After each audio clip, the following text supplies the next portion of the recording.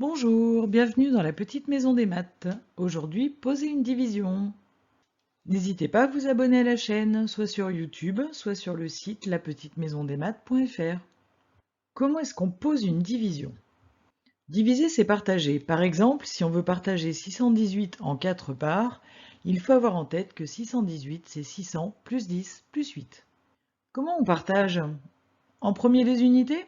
Oui, par contre après, il faut casser la dizaine qui n'était pas partageable.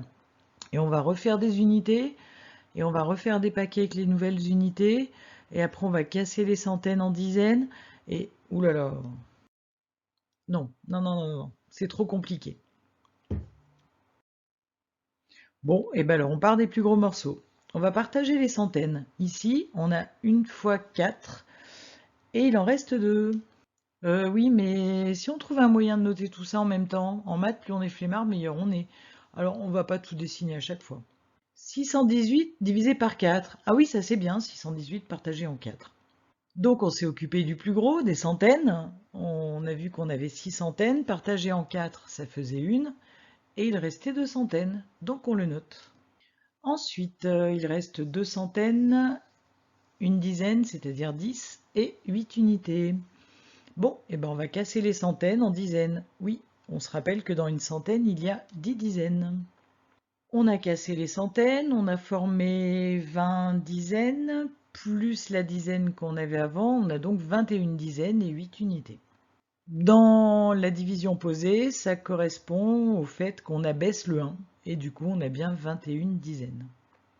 Alors, ces dizaines, eh ben, on va faire des paquets de 4, on peut faire 5 paquets de 4, et il va rester une dizaine toute seule. On le note donc dans la division posée, 21 dizaines, en bleu, on a 5 paquets de 4, et il va rester une dizaine. Cette dizaine, eh ben, on va la casser en unités. Dans une dizaine, il y a 10 unités. Donc on aura les 10 unités de la dizaine, plus les 8 unités de départ, ce qui nous fait donc 18 unités qu'on va partager à nouveau.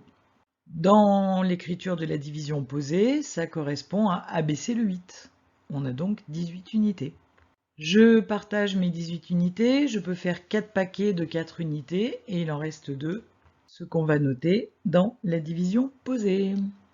18 est en jaune, on a 4 paquets de 4 et il en reste bien 2. On peut stopper là, c'est une division euclidienne, on dira que 18 divisé par 4, on trouve 154 et il reste 2. On peut aussi continuer et on aura un calcul décimal. Comment? Comment 618, c'est 618,0000. On le note dans la division posée. Et on continue de la même façon. On abaisse le 0, du coup le 2 qui était tout seul devient 20. On peut dire dans 20 combien de fois 4? Attention, comme on a passé la virgule, il faut mettre la virgule au résultat. Donc dans 20 on a 5 fois 4 et il reste 0. Du coup 618 divisé par 4 est égal à 154,5. Donc en résumé, on commence par le plus grand, centaines, milliers, etc. Donc j'ai pris le 6, j'ai regardé dans 6 combien de fois 4, une fois 4, donc à 6 on enlève 4, il reste 2. Ensuite on abaisse le 1, on va chercher dans 21 combien de fois 4, il y rentre 5 fois 4, 20, et 21 moins 20, il reste 1. On abaisse ensuite le 8, on va chercher dans 18 combien de fois 4, 4 fois 4 qui font 16, 18 moins 16, il reste 2. Soit on s'arrête là et on est au niveau de la division euclidienne, 618 divisé par 4 est égal à 154 et il reste 2. Soit on continue en décimale. Attention, on a passé la virgule, donc on note la virgule après le 4 de 154. Il nous restait 2, donc on abaisse un 0. Dans 20, combien de fois 4? 5. 5 fois 4, 20. Et 20 moins 20, 0. On a terminé la division. Du coup, 618 divisé par 4, ça donne 154 et il reste 2, ou 618 divisé par 4 égale 154,5. Merci beaucoup, n'hésitez pas à regarder plusieurs fois cette vidéo si besoin, et n'hésitez pas à partager cette vidéo si vous avez aimé. À bientôt!